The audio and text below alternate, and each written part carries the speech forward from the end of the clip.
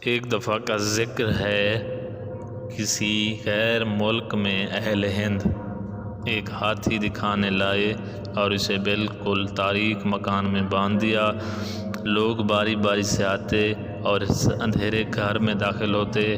وہاں صاف کچھ نظر نہ آتا تھا، اس لیے ہر شخص اس کو ہاتھ سے ٹٹولتا تھا۔ جس کا ہاتھ سونڈ پر پڑا، اس نے کہا ہاتھی نلوے جیسا ہے۔ جس کا ہاتھ کان پر پڑا، اس نے جانا کہ وہ پنکھے جیسا ہے۔ اور جس کا ہاتھ پیر پر پڑا، اس نے کہا وہ ستون جیسا ہے۔ اور جس کا ہاتھ اس کی پیٹھ پر پڑا، اس نے کہا ہاتھی تو تخت کی مانند ہے۔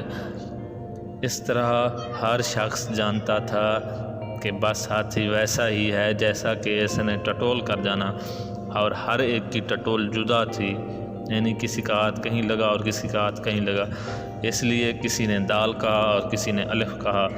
اگر ہر شخص کے ہاتھ میں شمع ہوتی تو سب کا اختلاف مٹ جاتا۔ آنکھوں کی بینائی بھی ہاتھ کی مانند ہے کہ ہاتھ پورا ہاتھی معلوم کرنے کی قدرت نہیں رکھتا۔ دریا کا پاٹ ہے اور کہ جھاگ دوسری چیز ہے۔ تجھے چاہیے کہ جھاگ سے نظر ہٹائیں اور آنکھوں سے دریا کو دیکھیں۔